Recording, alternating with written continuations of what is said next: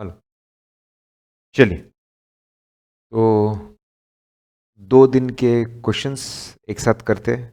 अब वो एक ही क्वेश्चन था तो उसको अलग से मैंने वीडियो रिकॉर्ड नहीं किया। सबसे पहले 530.03 requirements requirements relating to audit sampling, sample design, sample size, selection of items के बारे में, मतलब ऑडिट सैम्पलिंग के बारे में खास बात बताइए, सैंपल डिजाइन के बारे में खास बात बताइए, सैंपल साइज के बारे में बताइए और सिलेक्शन के बारे में बताइए। हम सैम्पलिंग का मतलब जानते हैं, डेफिनेशन जानते हैं, सैंपल डिजाइनिंग का मतलब जानते हैं, सैंपल साइज, लेकिन वो बोल रहे जो उसमें खास खास बात है वो बताइए, रिक्वायरमेंट बताइए, इंपॉर्टेंट रिक्वायरमेंट क्या है, खास स्टैंडर्ड में क्या लिखा हुआ है कि क्या होना चाहिए। तो उन्होंने पहले तो सैम्पलिंग को लेकर पहले डेफिनेशन बता दिया कि ऑडिट सैम्पलिंग एक एक्टिविटी है जिसके अंदर हम लोग लेस देन 100% आइटम्स को सिलेक्ट करते हैं, उसको चेक करते हैं, ऑडिट प्रोसेस को अप्लाई करते हैं, गलतियां निकालते हैं, उसके बेसिस पे पॉपुलेशन में कितनी गलतियां होती है ये हम लोग प्रोजेक्ट करते हैं, वी प्रोजेक्ट। ठीक है, तो डेफिनेशन बता दी। अब मतलब सैम्पलिंग को लेकर तो डेफिनेशन ही बता दी, और ये सैम्पलिंग आपको ऐसे 530 के हिसाब से लगाना चाहिए। सैंपल डिजाइन हम जानते हैं प्रिलिमिनरी स्टेप है, मतलब आप उसको और भी अपनी तरीके से और एक्सप्लेन, प्रिलिमिनरी स्टेप है, सैम्पलिंग प्रोसेस में सबसे पहले इसको परफॉर्म किया जाता है, और इसमें हम लोग पॉपुलेशन क्या होगी, उसके कैरेक्टरिस्टिक्स क्या है, और क्यों, ठीक है, व्हाट इज द पर्पस, क्यों हम लोग ये परफॉर्म कर रहे हैं। सैंपल डिजाइनिंग में सिंपल ये तय किया जाता है कि पॉपुलेशन क्या होगी, स्ट्रेटिफिकेशन होगा, और ये पूरा तामझाम कौन से असर्शन को चेक करने के लिए किया जा रहा है वो बताया जाता है। फिर उसके लिए ऑडिट प्रोसीजर्स होती है, किस तरह का एविडेंस मिलेगा, किस तरह का मिसस्टेटमेंट होगा, एंड सो ऑन। वही शॉर्ट में एक लाइन में लिखा हुआ है। सैंपल साइज हम जानते हैं कितने यूनिट्स होंगे, एकदम छोटी सी बात बोली है, सैंपल साइज इतना होना चाहिए ताकि सैंपलिंग रिस्क को हम एक्सेप्टेबली लो लेवल तक लेकर आ जाए। We bring sampling risk to acceptable low level. ठीक है, ये भी हम लोगों ने लेक्चर में पढ़ाई था। और सिलेक्शन कैसे होना चाहिए, हमेशा ध्यान रखें कि every unit should have equal chance of selection. तो सैंपलिंग की डेफिनेशन बता दी, सैंपल डिजाइनिंग के बारे में कुछ बात बता दी, सैंपल साइज के बारे में कुछ बताया। ठीक है, अब डिटेल में नहीं पूछ रहे, सिर्फ इंपॉर्टेंट इंपॉर्टेंट बातें बता दो। आप 2-3 बातें ज्यादा बता सकते हो, इट्स एब्सोल्युटली फाइन। फिर 530.05 की अगर हम लोग बात करते हैं तो हम जानते हैं कि सैंपल साइज और सैंपलिंग रिस्क रिलेटेड है। सैंपल साइज बढ़ाते जाइए, सैंपलिंग रिस्क आपका कम होते जाएगा। कौन से फैक्टर्स पे डिपेंड करता है सैंपल से, जो फैक्टर्स बता रहे। चुन्नू मुन्नू की हम लोगों ने स्टोरी देखी, चुन्नू मुन्नू की स्टोरी देखी, वहां से आपको सभी याद आ जाएंगे। ठीक है, बस वही बातें बतानी है। मैंने आपको यही बताया था, फैक्टर सेम होते हैं।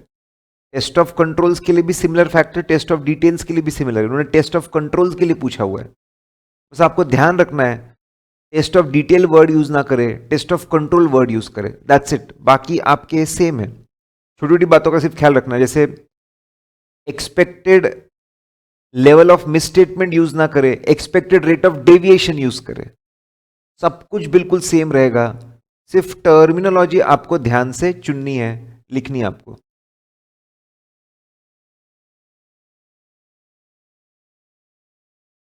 फिर 530.09 है, 07 है, उसके बाद स्टैटिस्टिकल नॉन स्टैटिस्टिकल सैम्पलिंग के बारे में बताइए। तो 2 अप्रोचेस है, स्टैटिस्टिकल, नॉन स्टैटिस्टिकल, और रिप्रेजेंटेटिव होना चाहिए। सैंपल सिलेक्शन का तरीका दोनों में अलग है, लेकिन दोनों में एक बात खास है, भाई जो भी हो रिप्रेजेंटेटिव हो। ठीक है, फिर 530.09 ऑडिट एडवांटेज बताइए, खास एडवांटेज। ठीक है, हम लोग बोल क्या है, large powerful and more, large population के लिए अच्छा है, प्रोपोर्शन इंक्रीज नहीं होता, मिनिमम सैंपल साइज आपको मिल जाता है, ऑब्जेक्टिव है, और कैलकुलेटेड रिस्क हम लोग लेते हैं इसके अंदर। ठीक है, और ये 2 अप्रोचेस के बारे में बोला है, कौन से 2 अप्रोचेस, स्टैटिस्टिकल, नॉन स्टैटिस्टिकल। नीचे नोट भी दिया है कि अगर अप्रोचेस के बारे में बोला है तो अप्रोचेस के बारे में हम पढ़कर आए, वो आप लिख दीजिए। 530.09 भी हो गया। Then 11 methods of sampling. अभी हम लोगों ने आज सिर्फ रैंडम सैम्पलिंग के बारे में और स्ट्रेटिफाइड सैम्पलिंग के बारे में पढ़ा, उसके बाकी सब के बारे में हम आगे पढ़ने वाले हैं, नेक्स्ट लेक्चर में पढ़ने वाले हैं, तो वहां हम लोग देखेंगे इसको। Selection of audit sample done on random basis. In case where audit selection is done on random basis, no statistical process for selection of sample needs to be followed. अगर हम रैंडम सैम्पलिंग लगा चुके हैं तो कोई और तरीका लगाने की जरूरत नहीं है। क्या ये बात सही है? Comment on it. पहले सैम्पलिंग का मतलब बताया। रैंडम सैम्पलिंग में हर यूनिट के इक्वल चांस ऑफ सिलेक्शन होते हैं, कोई भी चीज़ सिलेक्ट हो सकती है। रैंडम नंबर टेबल यूज़ कर सकते हैं, रैंडम बिटवीन एक्सेल का फंक्शन यूज़ कर सकते हैं हम लोग, ड्रम के अंदर चिट्स डाल के उसमें सिलेक्शन कर सकते हैं, और फाइनेस्ट रिजल्ट कोने कोने से सैंपल यूनिट सिलेक्ट होते हैं, बहुत बढ़िया सैंपल सिलेक्ट होता है। Fine, one of the finest आपको सैंपल मिलेगा, रिप्रेजेंटेटिव सैंपल मिलेगा, बहुत प्यारे बहुत अच्छे रिजल्ट्स मिलेंगे। जब इतना सब कुछ मिल रहा है तो कोई दूसरा लगाने की जरूरत ही नहीं है, आपको कोई दूसरा मेथड लगाना ही नहीं पड़ेगा। हाँ, अगर ये नहीं लगाया तो दूसरे मेथड्स के बारे में सोच सकते हैं जो हम लोग पढ़ने वाले हैं, कल हम लोग पढ़ेंगे इसके बारे में। ठीक है, तो ये बहुत अच्छा तरीका है, सिंपल है। तो जो स्टेटमेंट बोला हुआ है वो बिल्कुल सही है। फिर एमसीक्यूज की तरफ चलते हैं हम लोग। 530.2 बहुत ही सिंपल सिंपल से। हमने आज स्ट्रेटिफाइड सैंपल देखा था कि कैसे हम लोगों ने मॉनिटरी वैल्यू के हिसाब से स्ट्रैटा को बनाया। मॉनिटरी वैल्यूज के हिसाब से स्ट्रैटा को हम लोगों ने बनाया। हर स्ट्रैटा में जाकर हर स्ट्रैटा में जाकर हम लोग चीज़ों को देखने लगे। ठीक है, कि भाई आप 1 लाख के ऊपर पूरा 20% चेक कर लो, फिर 25%, 10%, 2% एंड सो ऑन। ये किसका एग्जाम्पल है? स्ट्रेटिफाइड सैम्पलिंग का एग्जाम्पल है, बी। फिर नेक्स्ट है 530.4। The main advantage of using statistical sampling technique is, advantage हम लोग पढ़कर आए, लार्ज, पावरफुल, मोर। ठीक है, मैथमेटिकल क्या हम रिस्क को मेजर कर सकते हैं? यस, हमारे पास मिल जाता है, इतने सैंपल में इतनी रिस्क, इतने सैंपल में इतनी रिस्क, इतने सैंपल में इतनी रिस्क। सोच समझ के ध्यान दे के हम चुनते हैं कि हम इतनी रिस्क रखना चाहते हैं, इतनी कैलकुलेट रिस्क रखना चाहते हैं। या तो रिस्क तय कर लो, सैंपल साइज मिल जाएगा, या तो सैंपल साइज तय कर लो, रिस्क मिल जाएगा। दोनों फैसिलिटी आपके पास में, दोनों अपॉर्चुनिटी आपके पास में, जैसा आप करना चाहो। Eliminate need for judgemental sampling, यहां पे अभी उन्होंने मेन एडवांटेज पूछा है। ये ठीक है, मतलब ये भी एक एडवांटेज है, लेकिन हम वो अगर एडवांटेजेस की लिस्ट देखते हैं, अब मैं इतना अच्छा एमसीक्यू नहीं मानता। क्या चाहते हो आप? एडवांटेज की लिस्ट हम याद रखें? ऐसे तो हमारे पास निमोनिक है हमारा। ठीक है, लार्ज, पावरफुल, मोर हमारा निमोनिक है, उसके अंदर बातें आती है।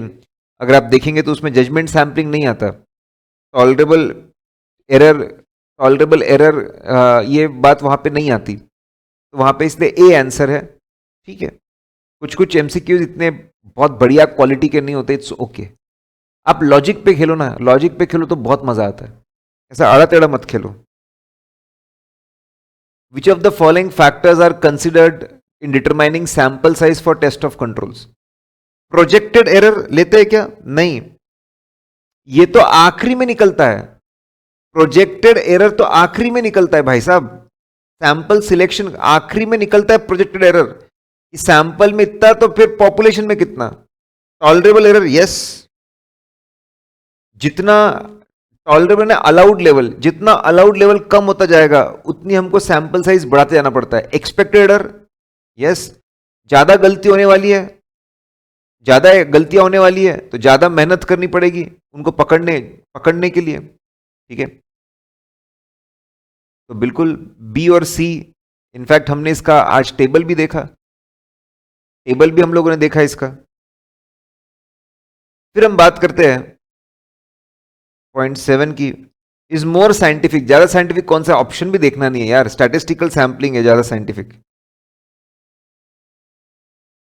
फिर 11 number,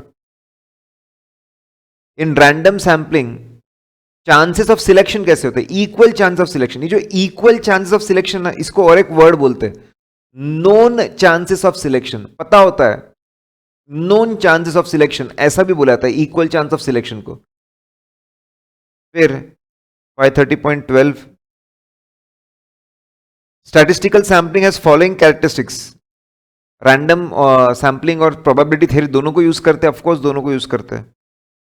but the relationship between tolerable and sample size is tolerable error and sample size. Tolerable जितना कम होता था सैंपल साइज बढ़ता जाता है, इनवर्स रिलेशनशिप है।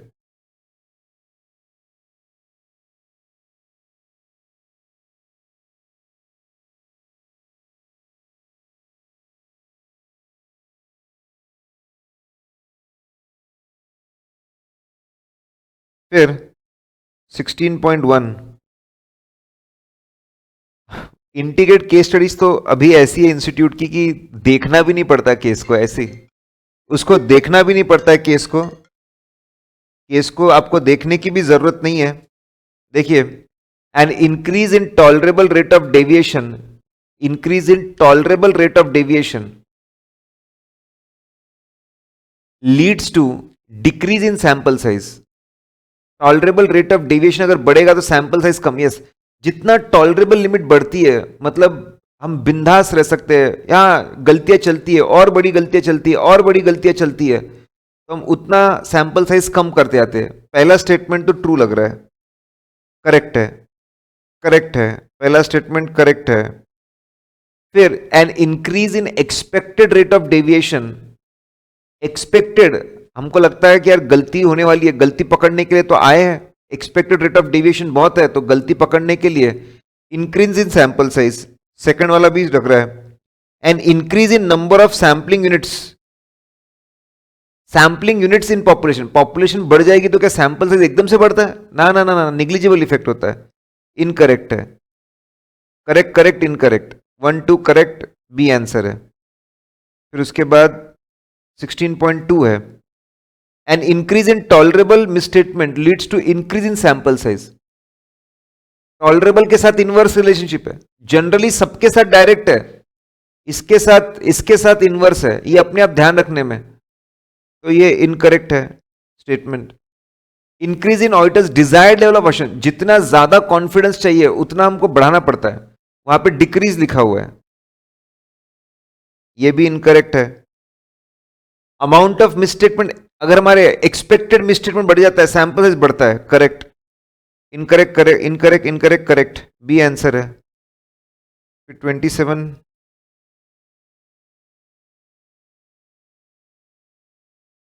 27 का फिर 2 अगर हम लोग बात करते हैं 27 का, तो mister C and A are discussing different approaches to sampling, which are दे?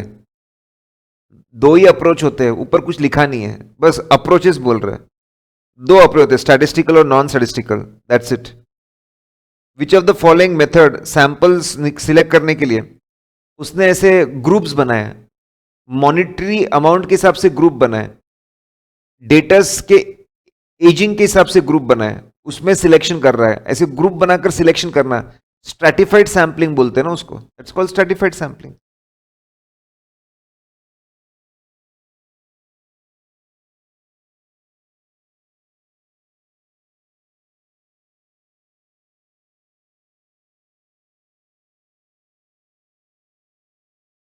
फिर 38 पे अगर हम लोग जाएंगे,